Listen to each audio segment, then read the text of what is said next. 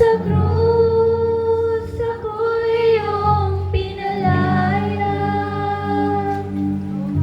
Jesus, ako'y aawit na walang hanggang papupuri. Ang puso ko'y sa'yo.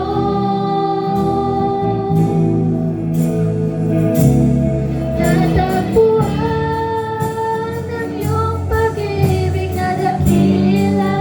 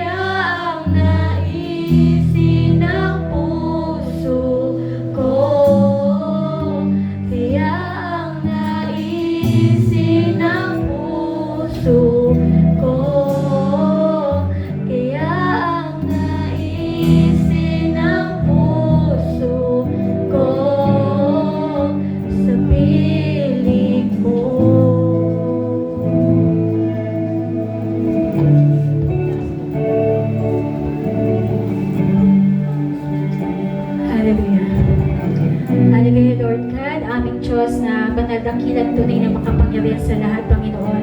Tunay, Panginoon, sa mga oras na ito, Ikaw lamang po ang ninanais ng aming mga puso, Panginoon. Maghari ka, mangusap ka po sa aming kalagitnaan, Panginoon.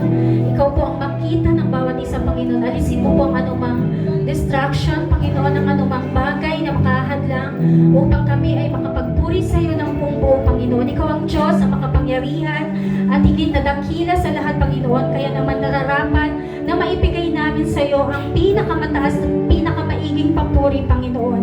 Panginoon, patawarin mo po kami, Lord, sa aming mga kasalanan, Panginoon. Ayusin mo po, Panginoon, ang aming mga puso, Panginoon. At Panginoon, handa mo po ang aming mga sarili, ang aming mga puso, Panginoon, ang aming isip, Panginoon, sa umagang ito, Lord. Ikaw po, Panginoon, ang kumilos sa tahanang ito, sa iglesyang ito, Panginoon, lalo na po sa puso ng bawat isa, Lord. Panginoon, sa mga oras na ito, Panginoon, dalangin po namin ang aming mga kababayan, Panginoon. Hindi lang po ang aming mga kababayan, Lord, kundi maging sa buong mundo, Panginoon. Dalangin namin ang mga tao, Panginoon, na wala pong tahanan, ang mga homeless people, Panginoon. Dalangin po namin, Panginoon, para sa kanila ang kaligtasan, Panginoon, ang kabuhayan, Panginoon, at ang tirahan na maganda po, na maayos po para sa kanila, Lord. Dalangin po namin, Panginoon, na anuman po ang pinagdaraanan nila, Ikaw po ang mag-comfort sa kanila, Lord. Palakasin mo po sila, Panginoon, at patuloy na bigyan mo sila ng pag-asa, Panginoon. Hayaan po, Panginoon, na maging ligtas po sila sa anuman pong uri ng panahon na mayroon po sa aming bansa, Panginoon, sa maging sa buong mundo, Panginoon. Maging ligtas po sila, Lord God, kung saan man po sila naroroon, Panginoon. Ikaw po, Panginoon, ang kumilos, ang mangusap sa kanila, Lord. At patuloy, Panginoon, na i-comfort mo po sila, Panginoon. Lalo na sa mga panahon na sobrang napanghihinaan sila at nawawalan po sila ng pag-asa, Lord. Kausapin mo po sila, Panginoon, at patuloy na palakasin mo po ang kanilang mga kalooban, Panginoon. Dalangin po namin, Panginoon, na ang kanlungan po para sa kanila, Lord. Buksan mo po ang aming mga mata, Panginoon, sa lahat po ng kanilang pangangailangan. Maging sa maliit na bagay na pwede namin itulong para sa kanila, Lord. Makita po namin na ito ay isang pribilehiyo, Panginoon, na hindi po kami mabigatan sa anumang bagay na ipagkakaloob namin sa kanila, kundi maging bukas po palagi ang aming mga palad, maging bukas po ang aming mga puso sa pagtulong po sa kanila, Panginoon. Tulungan po kami, Lord, na makita po, Panginoon, ang kanilang mga pangangailangan at patuloy na maging bukas po ang aming mga tainga sa pakikinig sa kanilang mga hinaing.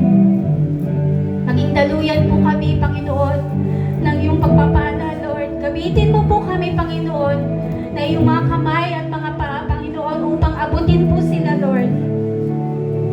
Ito po ang isa sa purpose, Panginoon, kung bakit po, Panginoon, na binibigyan mo kami ng lahat po ng aming mga pagpapala, Lord, upang kami ay maging pagpapala din po sa iba.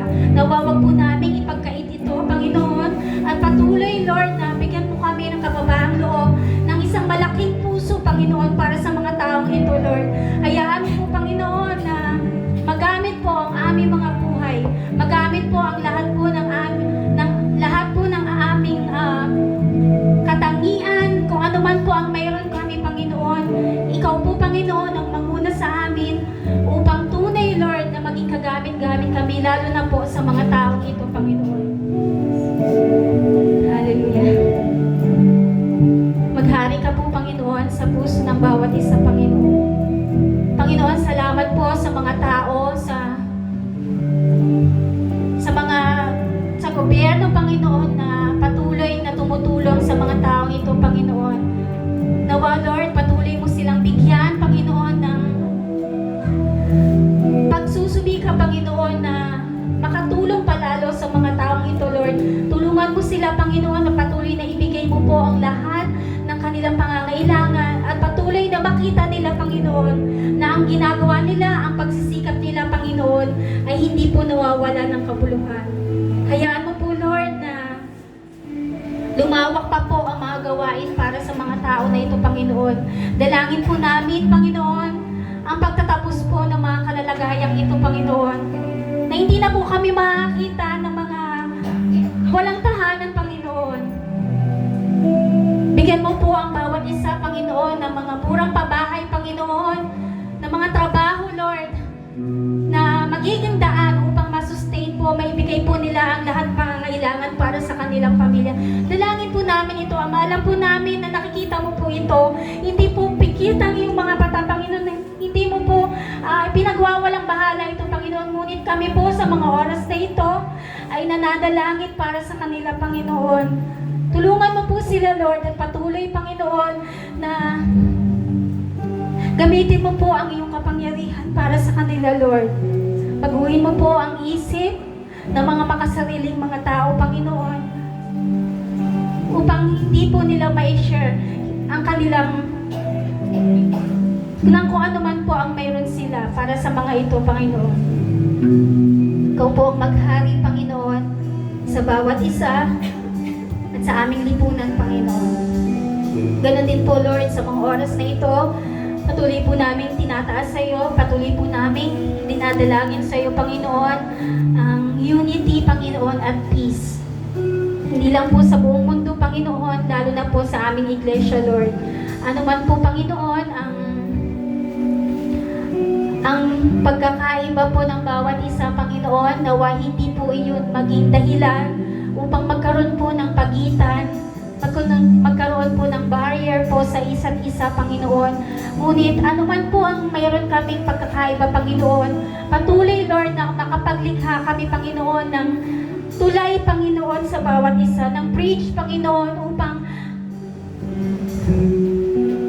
mas luwawak pa po ang aming pangunawa, Panginoon, ang aming pagmamahal po sa bawat isa. Turuan mo kami, Panginoon, na patuloy na magpakumbaba at patuloy, Panginoon, na ang iyong banal na spirito po ang maging daan sa reconciliation and forgiveness, Panginoon.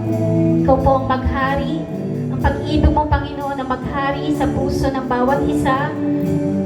At patuloy, Panginoon, na mag-shine ka po sa bawat isa po sa amin, Panginoon. Ikaw lamang po, Panginoon, ang kailangan namin. Wala po kami, wala ka po sa aming mga buhay, Panginoon. Kaya po patuloy na hinihingi namin ang pagkilos mo sa bawat isa, Panginoon, sa iglesyang ito, Panginoon. Ikaw po ang kumilos, Panginoon. Hindi po namin makita ang kaibahan. Hindi po namin makita ang kahinaan ng bawat isa, Panginoon. Bagkus, Lord, patuloy namin tignan, Panginoon, ang kahalagahan ng bawat isa. Patuloy namin makita na kami ay pinag-isa mo bilang magkakapatid, Panginoon. Pinag-isa mo ng iyong pag-ibig.